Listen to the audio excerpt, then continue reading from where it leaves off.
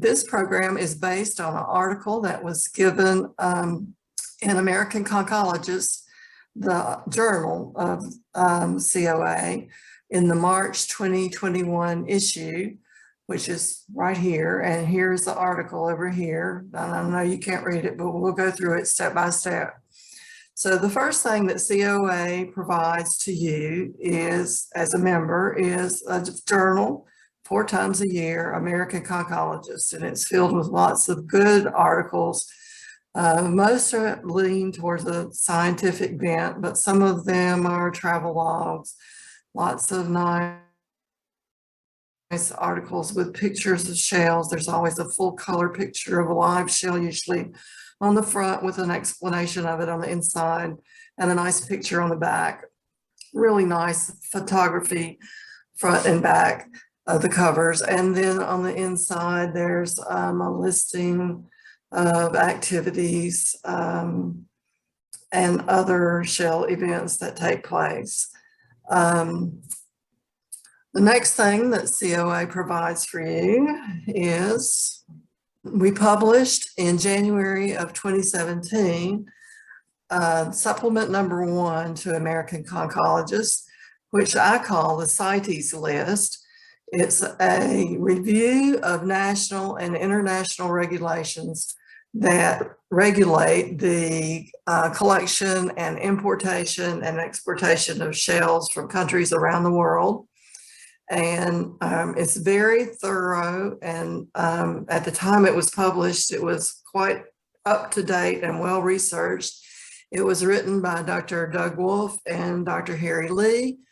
It may need to be revised down the road. We're thinking about republishing it as it is. I take this publication with me on all of my shell collecting trips, just in the event that a official somewhere wants to tell me that I cannot take this particular shell out of the country, or I cannot bring this particular shell into the United States, because I don't collect shells that are illegal. And sometimes I found that customs officials don't exactly know one shell from another. So I found that this is a valuable aid in collecting if you're traveling worldwide.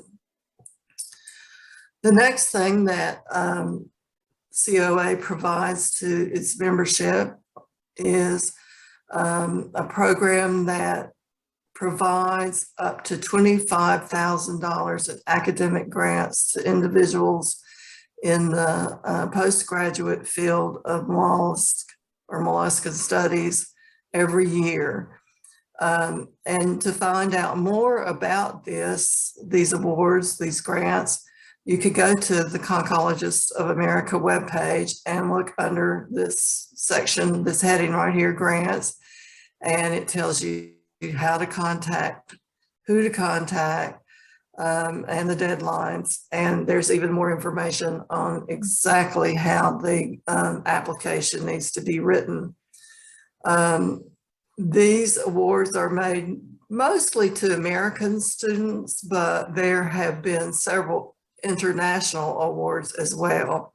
And there is a list published every year, and it's also on the website of the grants that have been made in the past. Another thing that COA provides to its membership is during the conventions, there is a morning devoted to club reps breakfast, or a meeting of the representatives of each shell club. And this is a way that shell clubs can share their concerns and their interests and their problems, and problem solve and try to work out how to do this or how to solve, or what they have found to be successful within their shell club. And this is just a picture, I think, from the convention, perhaps in Sanibel.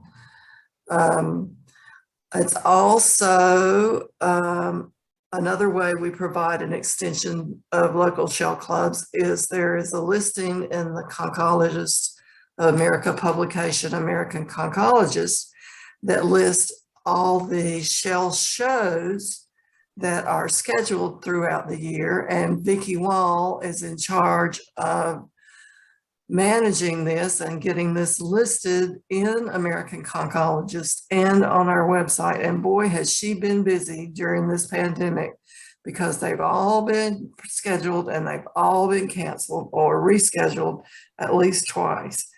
So if you want to know when the next shell show is going to be, all you need to do is check on our website, conchologistofamerica.org, and you can find that information there, or look in your American Conchologist.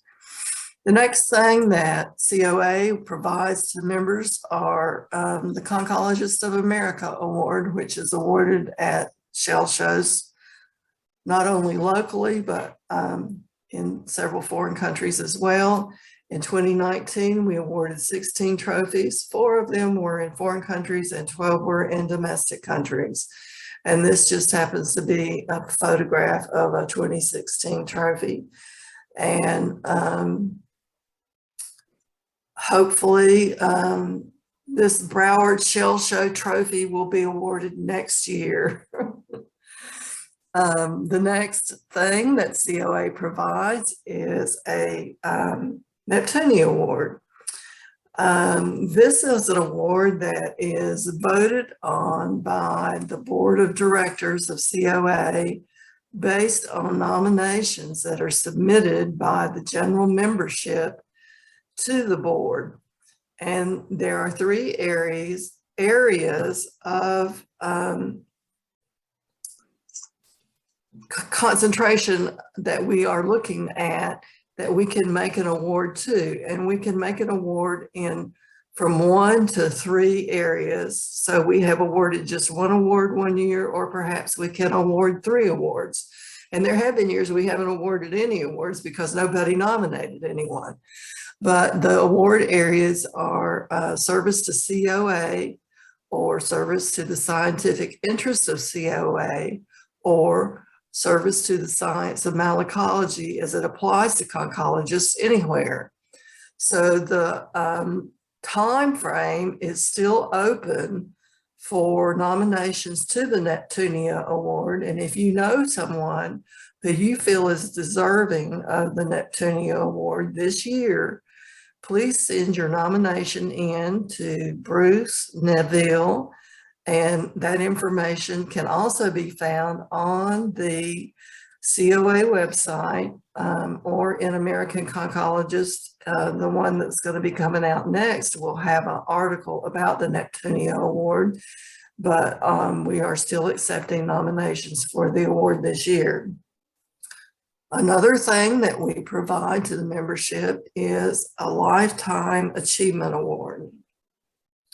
This is a new fairly new award that we established about 3 years ago, maybe 2 or 3 years ago.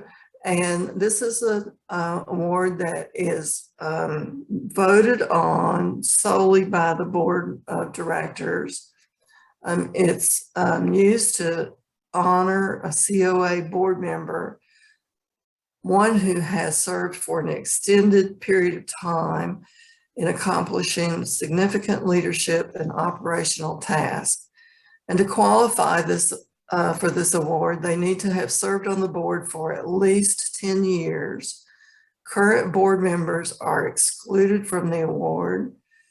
It is the sole responsibility of the COA Board of Directors to select the award recipient. And this single award in the form of a plaque or statue, suitably worded, can be given no more frequently than every other year, beginning in 2020. And it may be given after the person has passed away. The first award was given to Doris Underwood. The second award was just awarded to Donald Dan after he retired from his position as the director of, what was it called? Endowments, the director of the endowments. He managed that area for a very long period of time. And he also managed the trophy, the COA Trophy Award for a long period of time. Another benefit of membership to Oncologists of America, of course, is the COA website. This is the address, oncologistofamerica.org. And remember, there's the S right here. Lots of people forget that, so they get lost. If you Google Oncologists of America, you will get all kinds of addresses that are not the correct address. So you have to actually type in this address in your URL, your search bar up here, or you're going to come up with something that is not the right thing. But this is what you should look for, is this little banner here, Oncologists of America, Inc. Another benefit that we provide to people is the ConcL listserv. This is an online forum for asking questions and posting information, which is hosted by the University of Georgia. And it's moderated by volunteer members of COA. And those moderators are Linda Bruner, Amy Edwards, who used to be an employee of the University of Georgia, and myself. If you don't know how a listserv works, you sign up to be a member, and you receive an email for every question that's posted, and you receive an email for every answer that's posted to that question. And if you send in a question or an email to the listserv, your email goes out to every member that's a member of the listserv. And this is the address, listserv.uga.edu, where you can go to sign up as a member. If you have any questions at all, you can email me and I can help you get on the listserv if you would like to join it. We have an annual convention. This just happens to be the logo of last year's convention, which was held in Melbourne. During the convention, we offer a bourse, which is a large collection of shell dealers. Usually it's a huge auditorium, 12 to 15,000 square feet of floor space. And before the pandemic, we had international shell dealers, and it was something to behold, I'll have to say. Shell dealers from everywhere and shells of all kinds. We have recently added a page to our website, and at the time I created this program, we entitled the page Videos. Since then, we've changed the name to Learn. So if you go to the web page on the far end, it's going to say Learn, and that's where we're posting videos to different programs that clubs can contribute to the learning knowledge base that we can keep online at COA. And the first thing that we ever posted was a video of the Sanibel Shell Fair, yes, I said it right, that they held a virtual shell fair during the pandemic when they could not have a shell show. Since then, I've added Zoom presentation, and this is where I'm also going to post this video. So I ended the program by asking the audience, what else can we do for you? So I'm going to quit sharing my slideshow and stop sharing my screen. If I can figure out how to do it. Okay, there we go. And I'm going to tell you what came out of that question. One suggestion was to find a way to increase membership. And I think you all might be familiar with the effort to have your club compete to offer free membership to members in your club, and whichever club has the most members will get a cash prize. And you can also offer free COA memberships to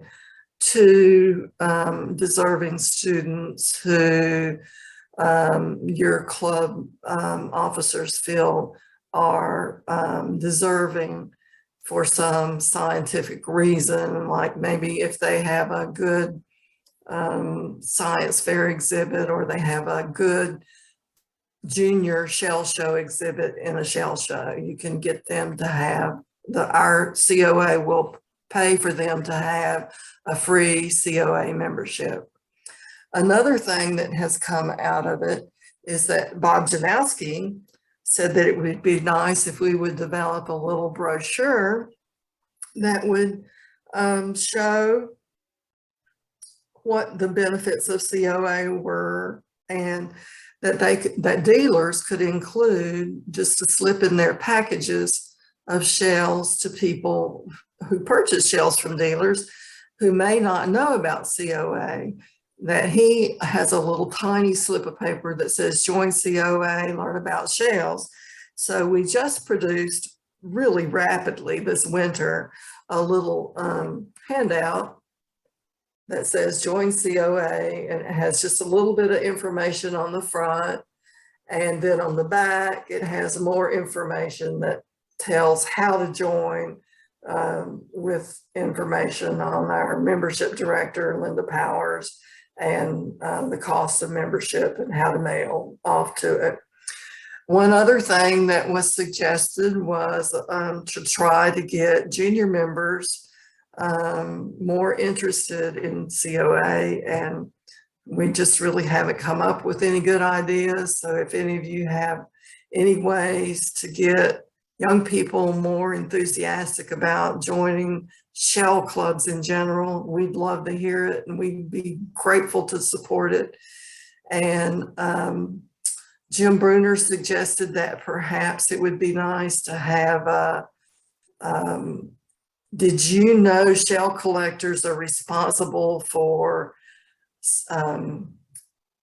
doing this? And shell collectors can tell when roofs are dying before anybody else knows it, or shell collectors may be able to know when a species is dying out and alert scientists to it before anybody else knows it, as public information spots on public TV or public radio, but we haven't found a way to do that yet either. So if anybody knows a way to do that, we'd like to hear that too. So that's basically the end of my program.